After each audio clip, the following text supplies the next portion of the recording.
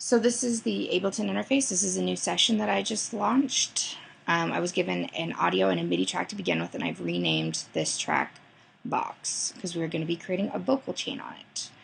So after you go through the process of getting all your ins and outs together, corresponding to whatever interface and hardware you're working with, I usually monitor in.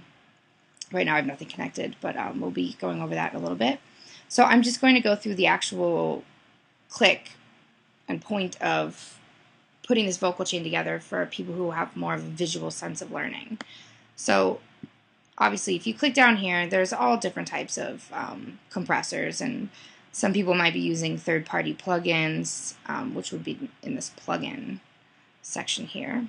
But we're working in the Ableton audio effects right here. We go down. Let's just take the compressor in general. Slap it right on there. So this is the threshold, and the lower that this goes, the softer frequencies will be boosted up. So if you wanted to pick up sounds that are down at this level, then it will be boosted up, vice versa. And the output is going to be just the general amount that you're going to get out of this compressor. Be careful with this because it can be tastefully done and equally as untastefully done. So we'll take an EQ. Actually, we're going to take the EQ 8. And like I said in the written part of this, this is kind of like a general, very general way to go about EQing. This is kind of what my EQ looks like for my vocals. Again, using your ears is the most important part here. And then we'll just take a reverb also and throw it on there. Here's the dry, wet, and the decay. These are some of the more important parameters to be addressing when you're building the vocal chain. So once you have this on there, what I recommend, once you've kind of dialed in what works for you, I would select all of these by holding down Shift and then pressing Apple G to group them. And over here now, this is your audio effects rack that you've created. We can then go into map mode, and let's say we want the threshold to be mapped to macro 1, the output to macro 2, the dry, wet to macro 3, so on and so forth, map mode. And depending on what kind of hardware you're using, I specifically use an APC40. There are 8 knobs that correspond to, when this channel is selected, these 8 knobs will already be MIDI mapped, and I can do, live audio effects, change the reverbs, and it's really just another form of expression once you get the handle of it. And then you can go into this section here and save your new audio effect rack. As you can see, I have one for my Wurlitzers, one for my vocal, I have a live auto tune that I use. So next time you initialize a session, you can just go in there and grab, we'll call this sample audio.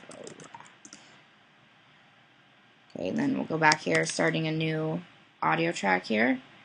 And we'll just drag that bad boy right on there, and there you go. You are all set, ready to go. And then here is a return, and then we're going to be using a send to receive, and let's put a ping pong delay right on that return. You can go in and, that's very high feedback usually. This is like maybe about probably a little less than subtle, depending on what you want to do. Again, you can save all of these settings once you've gotten where you want to go. You can always go back there and revisit.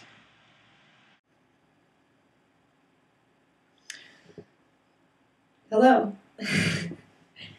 So this portion of the video is basically so you can hear the difference between when the vocal chain's on, when it's off. And I'll also give you somewhat of an explanation about all the gear that I'm using and everything. So this is actually an SM57. This is not typically used as a vocal mic, but I really kind of like it sometimes. This is just a regular old monster cable. Nothing too fancy. Also, nothing too cheap. If you can afford to buy something outside of Radio Shack, I recommend it. Then I have the cable running into this interface, which is a Sapphire Focusrite 20 ins and outs, which is more than enough that I need. Which then we're running into Ableton. So every single type of processing we're doing here is digital. We're going to be using the Ableton compressor, the Universal EQ8, a reverb, and then a delay on a return. So this is what the vocal sounds like with the vocal chain on it, and this is what the vocal sounds like without the vocal chain on it. So you can hear there's a huge difference in just the level, first of all, and also the tone quality. It just makes me sound better, which is what we're looking for here. And then I'm going to turn up the send, and we'll be getting delay. We'll be getting delay. Anyways, that's basically it. Again here, compressor, EQ, reverb, off. Check, check, check. On. Ooh. Check that out. That is pretty interesting. Is it not interesting?